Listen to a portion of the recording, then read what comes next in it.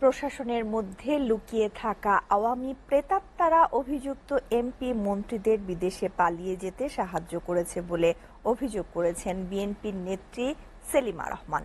তিনি বলেন, ভারতে বসে স্বৈরাচারী শেখ হাসিনা দেশের বিরুদ্ধে ষড়যন্ত্র চালিয়ে যাচ্ছেন।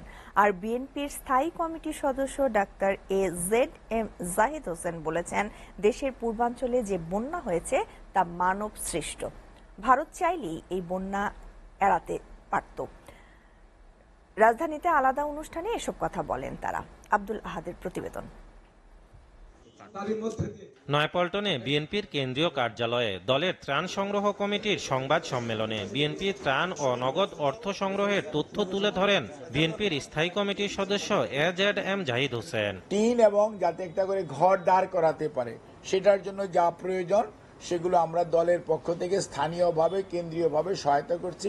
ঘোষণা ছাড়াই ভারত পানি ছেড়ে দেয় বন্যা পরিস্থিতিতে পড়েছে বাংলাদেশের পূর্বাঞ্চল। এই বন্যা মানব সৃষ্ট, চাইলেই এড়ানো যেত বলে জানান AZM জাহিদ হোসেন।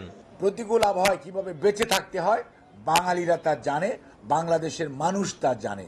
কাজেই কেউ যদি চেষ্টা করে আমাদেরকে এভাবে দাবিয়ে রাখবে অথবা আমাদের যে সার্বভৌমত্ব, আমাদের যে বেঁচে থাকার আকাঙ্ক্ষাকে দাবিয়ে রাখবে, বাংলাদেশের মানুষের ইচ্ছার বহিঃপ্রকাশকে গলা টিপে হত্যা করবে।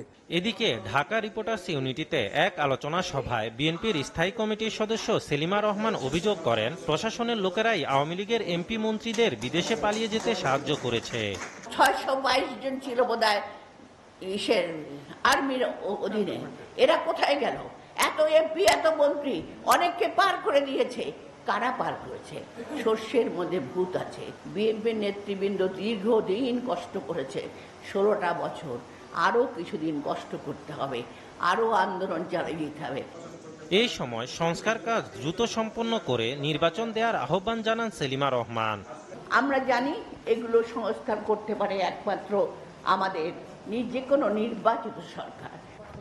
আব্দুল আহাদ, SCTV, ঢাকা।